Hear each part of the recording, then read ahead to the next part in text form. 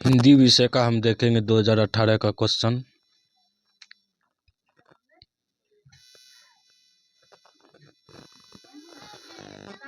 यहाँ बुढ़ापे में इंसान बिल्कुल बच्चा बन जाता है, इस वाक्य में बुढ़ापे कौन सी संज्ञा है? ये भाववाचक हो जाएगा इसका उत्तर। 1 नंबर के बाद अब देखेंगे 2 नंबर का प्रश्न पत्र। विशेषण के मुख्यतः कितने भेद होते हैं? विशेषण के मुख्यतः 4 भेद होते हैं। आपने क्या खाया, इस वाक्य में क्या कौन सा सर्वनाम है? इसमें से हो जाएगा प्रश्नवाचक सर्वनाम, जो कि सी नंबर में है।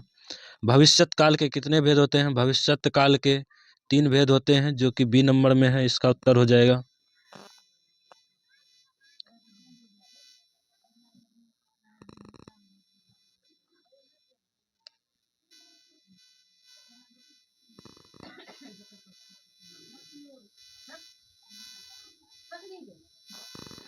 इसका देखेंगे। अब देखिए 5 नंबर में दयोदय का संधि विच्छेद क्या है? 5 नंबर में हो जाएगा दधी जोड़ उदय, बी नंबर हो जाएगा इसका उत्तर। बी मारेंगे। राम ने भिखारी को पैसे दिए, इस वाक्य में कौन सा को किस कारक की विभक्ति है? 6 नंबर में हो जाएगा संप्रदान, जो कि बी नंबर में है। लोह पुरुष में कौन सा समास है? इसका हो जाएगा कर्मधारय समास, जो कि सी नंबर में है। निर्जन में कौन सा उपसर्ग है? किसी शब्द के पहले जो उपयोग होता है उसे उपसर्ग कहते हैं, जैसे कि इसमें नीर हो जाएगा। निम्नलिखित शब्दों में कौन सा शब्द शुद्ध है? नित हो जाएगा, इसमें से हो जाएगा सी नंबर।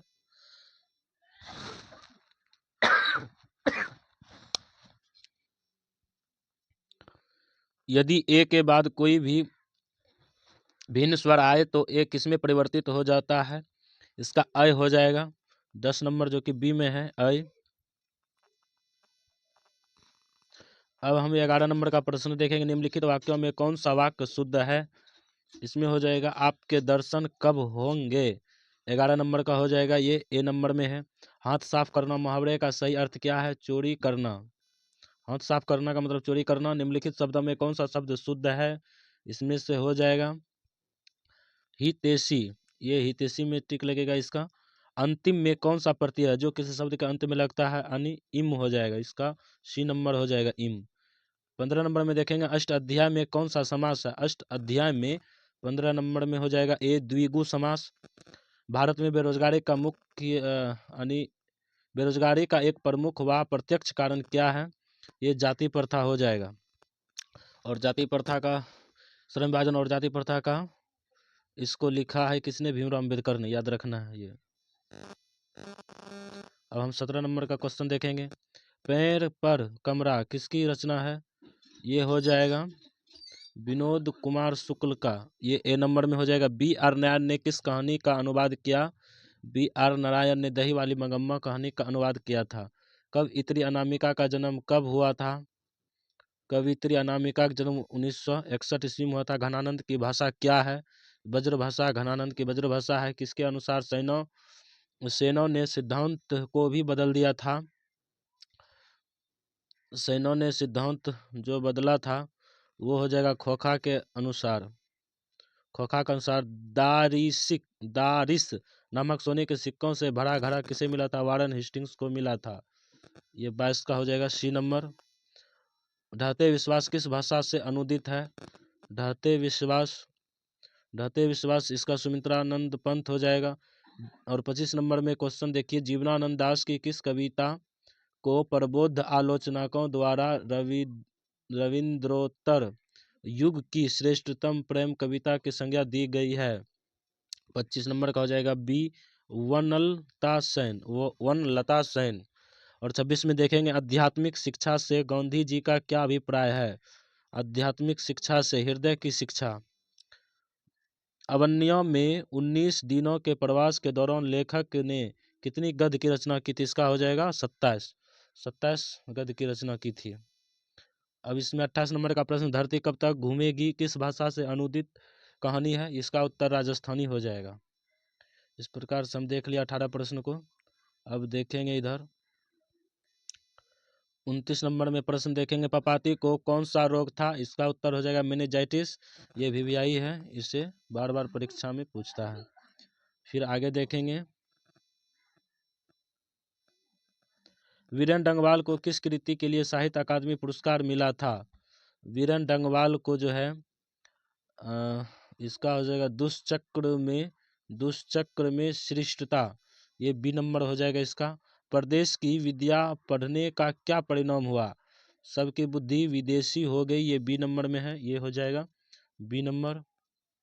और नगर कहानी किस लेखक द्वारा रचित है? नगर कहानी जो है इसमें सुजाता के द्वारा लिखा गया है। नगर कहानी के रचनाकार सुजाता है। लेखक के अनुसार पुरुष के नाखून किसके जीवंत प्रवृत्ति का है? ये हो जाएगा पाशवी वृत्ति का।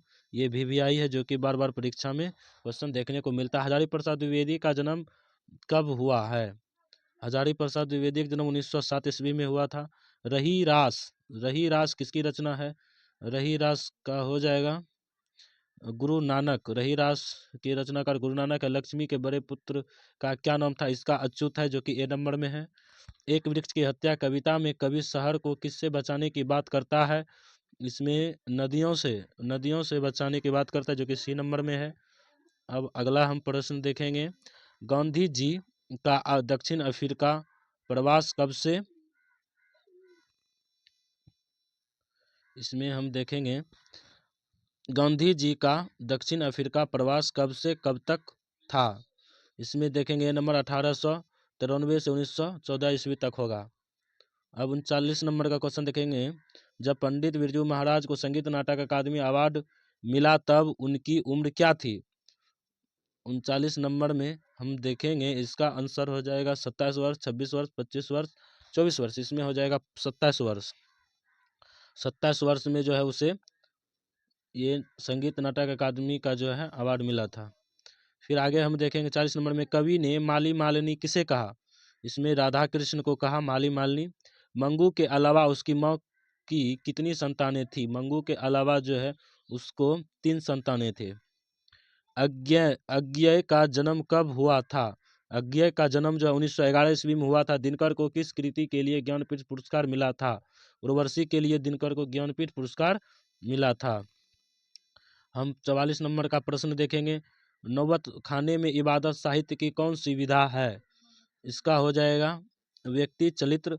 पंडित बिरजू महाराज लखनऊ घराने की किस पीढ़ी के कलाकार हैं? ये 45 नंबर का बी हो जाएगा, 7वीं पीढ़ी का कलाकार था। फिर हम देखेंगे 46 नंबर में, सीता के बेटों ने सीता को कितने रुपये महामारी खर्च देने का निर्णय किया था? इसका हो जाएगा उत्तर 50 रुपया। ए नंबर में जो कि है 50 रुपया हो जाएगा।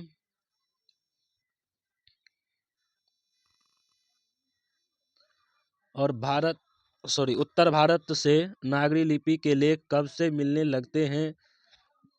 ये हो जाएगा ए नंबर 8वीं सदी। बहादुर पर कितने रुपये की चोरी का इल्जाम लगा था? बहादुर पर कितने रुपये की चोरी का इल्जाम लगा था? इसका उत्तर हो जाएगा 10 रुपये, 11 रुपये, 12 रुपये, 13 रुपये। 11 रुपये का इल्जाम लगा था। भारत माता कविता में भारत का कैसा चित्र प्रस्तुत किया गया? आदर्श, काल्पनिक, यथार्थ। इसका हो जाएगा यथार्थ, जो कि सी नंबर में है। और 50 नंबर में है, जाति अस्मिता की दृष्टि से इतिहास का प्रभाव कैसा है? विच्छिन्न है, अविच्छिन्न है। विच्छिन्न और अविच्छिन्न दोनों, इनमें से कोई नहीं। इसका उत्तर हो जाएगा बी, अविच्छिन्न। इस प्रकार के सभी विषयों के वीडियो देखने के लिए इस चैनल को लाइक एंड सब्सक्राइब करें। बार बार इस प्रकार के वीडियो आपको नोटिफिकेशन के द्वारा मिलते रहेंगे। धन्यवाद।